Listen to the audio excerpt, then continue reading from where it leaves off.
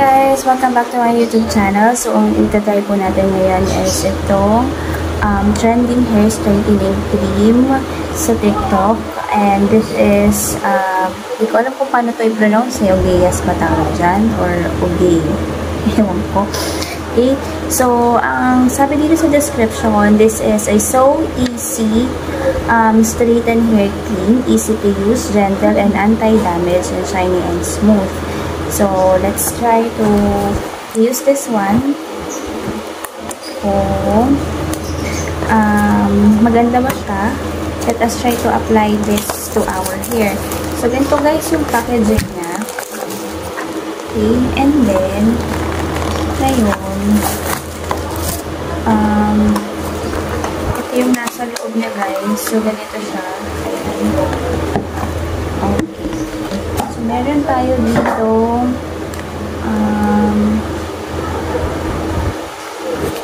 medyo matapang yung amoy.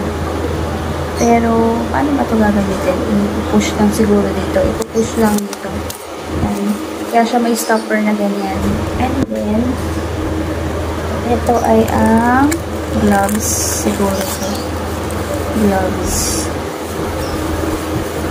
And then, yung pang ano natin. What's this? This is a pantali. Sa tenga siguro to this. Besh, sa tenga. Tapos, ito ay sa ulo. Yan. Kaya taray, may ganito sila. May ganito pa sila nalalaman. So, ito yung wraps natin, guys. Yan. And then, ito yung para sa katawan natin. Okay, so, tayo na natin.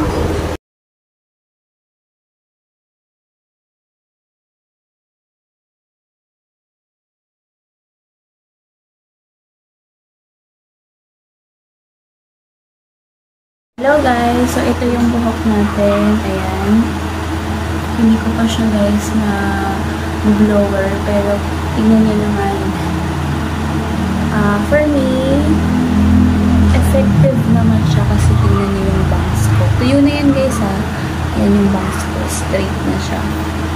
Kasi yung bangs ko yung pinaka problema ko. Kasi ayoko ng kulit na bangs. Ayan. Medyo ano pa siya dito. Ayan, mga ano na kasi mga baby hair. Pero, ayun, tingnan mo. Straight naman na siya. And, i-blower na natin siya. And then, para makita natin yung final results ng naka-blower. Pero, ayan na, guys. Ayan. Maganda, oh. Diba? Ano lang yan, guys? Hindi ko siya binlower. Mayaan ko lang siyang matuyo. Ayan, ang ganda. Ang ganda. Yeah. Ang ganda. Diba? Ang ganda nito. Ito na lang yung bibilin ko palagi. Para pagka halimbawa ang trip ko na ulit ng straight ng buhok.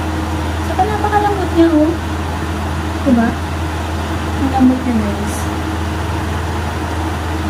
Hindi siya nakastyle. Pero, alam nyo, guys, sa lahat ng na-try ko, ito yung pinaka napakadaling gamitin kasi hindi siya masakit sa mata. Napansin ko kanina habang nag-apply ako, hindi na ako gumamit ng gloves. Nakakahirap-hirap. Sige, i-blower na natin siya, guys.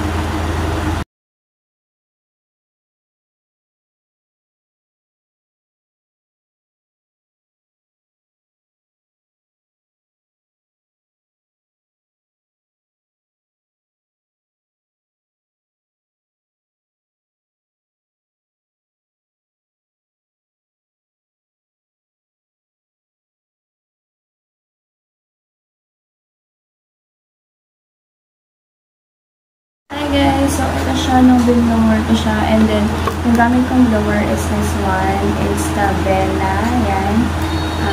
Blower brush siya. So, ito siya guys.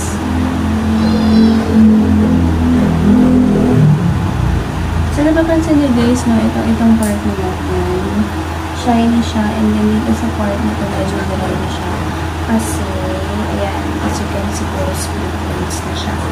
So, gagawin natin is, siguro sa ibang araw, magpapakulay tayo ng buhok kapag meron tayong time kasi ang hirap mag-color ng hair. Hindi ko siya kayang i-DIY. So, ito lang muna yung DIY na. Ayan. Ito kasing part na ito, natural hair ko siya. So, syempre, hindi pa dyan natatapos yung ating buhok. Pagtapos natin i-blow dry is i-iron natin siya.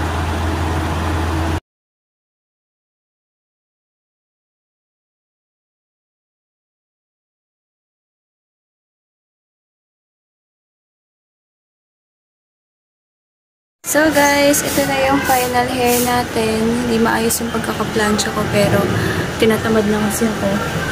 Ayan. Pero maganda naman kasi siya yung outfit niya kahit hindi ko na siya plansyahin. Medyo straight na siya guys. Ayan.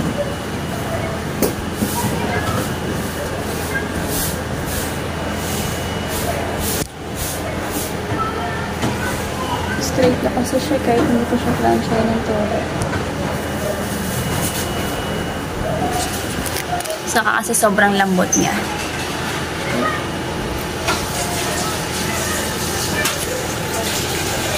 Parang baliw na ganyan. Bye guys!